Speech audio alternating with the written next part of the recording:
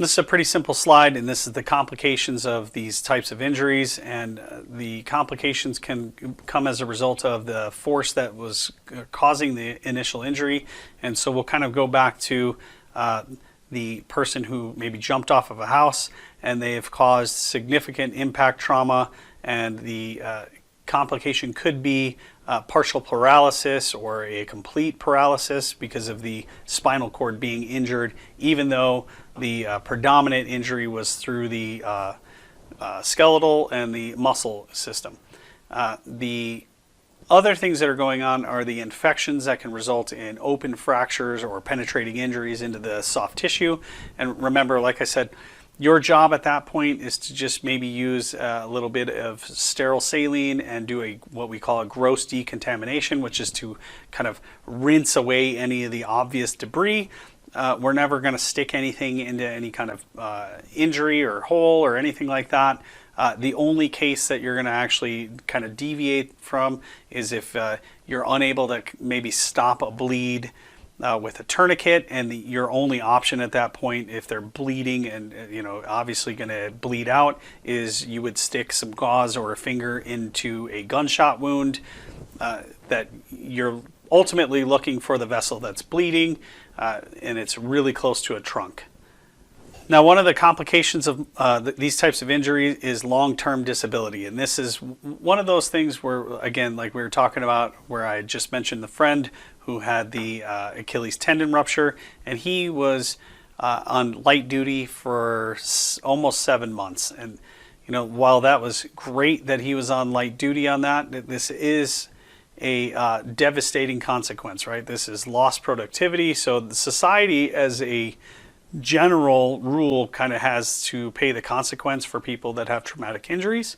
And one of the things that we can do as EMTs is to make sure that we're doing the right thing for our patient, and that's always to kind of suspect that there is a significant injury instead of kind of letting things kind of be brushed off. Make sure that we're preventing further injury by doing the right thing for the patient, and that could be as simple as performing the splinting that's necessary and making sure that we're checking that CMS, right? We always want to know that we have good blood flow distal of an injury and that they have sensation and motor function. And then we're going to do our best to make sure that we're not going to allow that wound to become infected because of something that we did, which means that while we're not doing any kind of sterile procedures in the field, we are trying to practice medicine in an aseptic fashion. Minimize patient's pain, because actually pain has a significant impedance to ability to actually heal. Studies have shown that if particular patients are in significant amounts of pain, this actually impedes their ability to actually go through the healing process very quickly. Always make sure that you're looking at your patient and take them to the most appropriate medical facility first. It's not always going to be the closest facility, but you want to get them in front of somebody that has orthopedic surgeons on hand. So we've talked about compartment syndrome before, and again, the compartment syndrome is when we cause some kind of trapping where the interstitial fluid or the swelling kind of creates this significant amount of pressure in a muscle group. The fascia that confines those muscles kind of becomes overstretched, and it's unable to actually let any of that pressure out. And if there's multiple muscles, we can be talking about the compartment becoming perhaps just the upper leg or the thigh area, where this now is confining and turning the skin into the actual constricting band.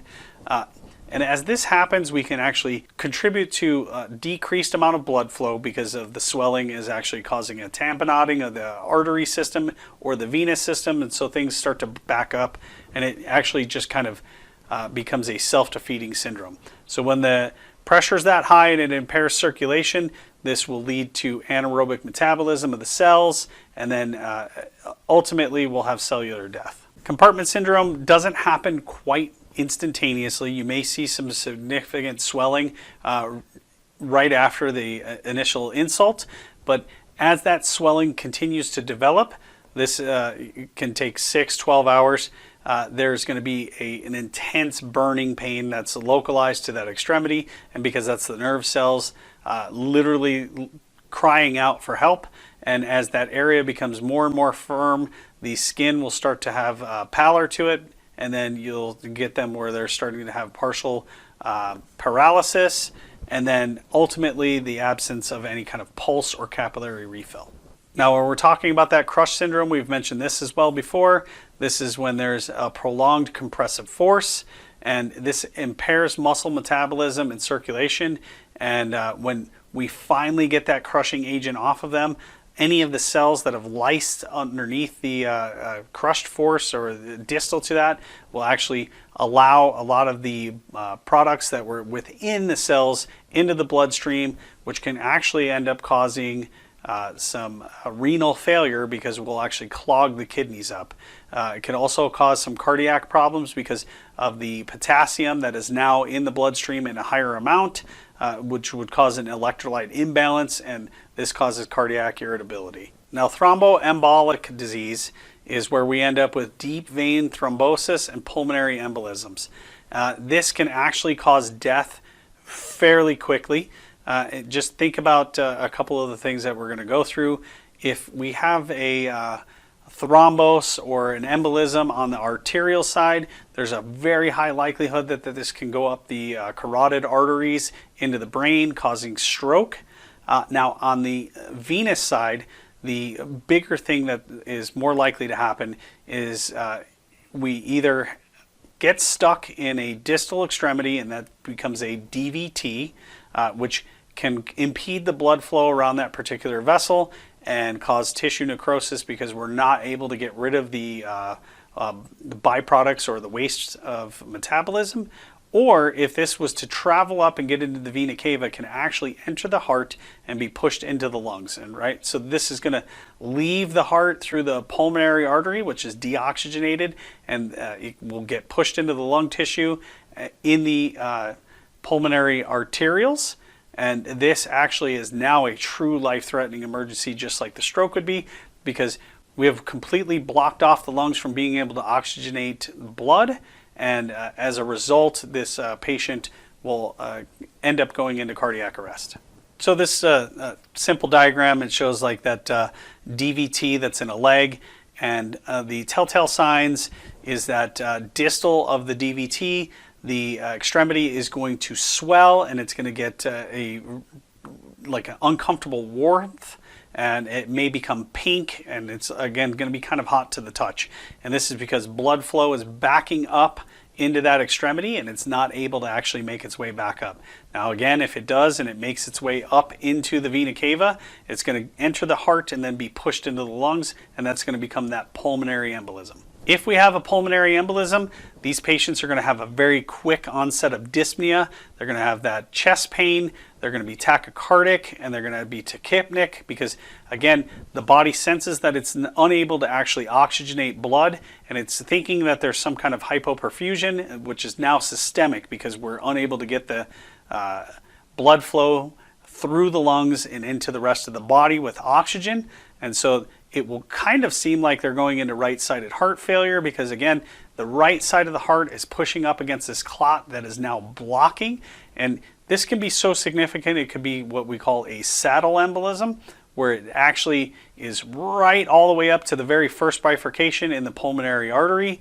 And this is truly just a devastating event in regards to pulmonary embolisms. Now, embolisms can actually be any manner of things, and this could be anything from a gas bubble to a piece of fatty tissue, or again, that kind of clot. In this particular slide, we're talking about patients with long bone or pelvic fractures can develop a fat embolism, and these are going to be treated the same exact way. So there's no way for us to know what caused that particular embolism other than us introducing, say, a large gas bubble from improper IV or IO access, which we should never do because we're professionals. Now, the other two, there's no way for you to actually diagnose that, so the treatment's going to be the same, and ultimately it's going to rely on you getting that patient to definitive care in the appropriate facility. So this is a table that's grading your musculoskeletal injuries, going from minor injuries all the way up to a critical injury. I'm not going to go into this very deeply. You guys can look at this in your book, but just look at the critical injuries, and that's saying that survival is uncertain, and this is multiple open fractures of the limbs, and then a suspected pelvic fracture with hemodynamic instability, which means that something broke off in the pelvis and has gotten into one of the large vessels, and that person's bleeding. But really the bigger picture here is if you're talking about somebody who has multiple open fractures or that pelvic fracture, this patient has sustained a significant amount of force. There has to be a high MOI for this to have happened. So there's going to be multi-organ trauma or multi-systems trauma involved with this. All right, now we're going to dive into this patient assessment. And again, do not be distracted by these injuries. Sometimes they're gruesome. They can be absolutely one of those things where you're just going to be sucked into trying to deal with that particular wound. All we need to do is stabilize it and not make it any worse. So remember, don't go into the black. Stay focused, stay vigilant. Identify your injury.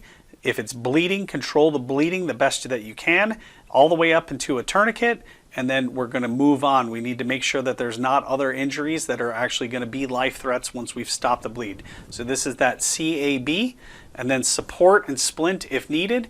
And absolutely, if the patient has a blood pressure that will support pain control, give them pain control. If they don't have a blood pressure that's going to support pain control, they're usually obtunded, and pain control is not doing a whole lot for them anyways. Anytime you have a musculoskeletal injury, we always have to remember, do we have some kind of violent action, and is it going to impact us? Are we on a scene that's hazardous to us? Are we putting ourselves in harm's way unnecessarily? All too often we tend to kind of just run into things and situations because we want to help, and we can end up actually becoming another patient for somebody else. So anytime that you have something like this going on, make sure that you're always taking your standard or universal precautions, which is your PBE, right? Anybody else's body fluid should not have access to your body or into your bodily fluids. Make sure that you're completely covered up all the way to a gown if you need to. So again, on your primary assessment, we're doing that from across the room. So it's CAB. If we see some kind of significant bleeding, we know that we have to treat that first, and then we can manage the airway and the breathing. Or if we don't see any significant bleeding, now is the time to actually assess, is this patient got altered mentation? Are they breathing? And are they breathing adequately? And do they have a patent airway?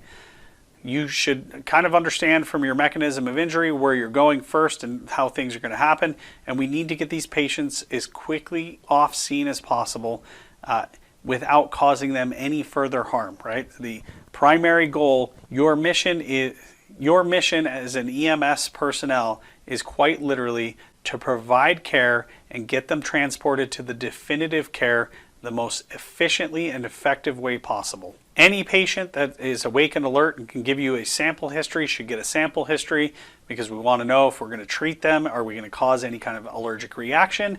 And then OPQRST is going to be used in patients who are not hypercritical. Again, if your patient is red, like I like to say, they are actively trying to die. That's all hands on deck.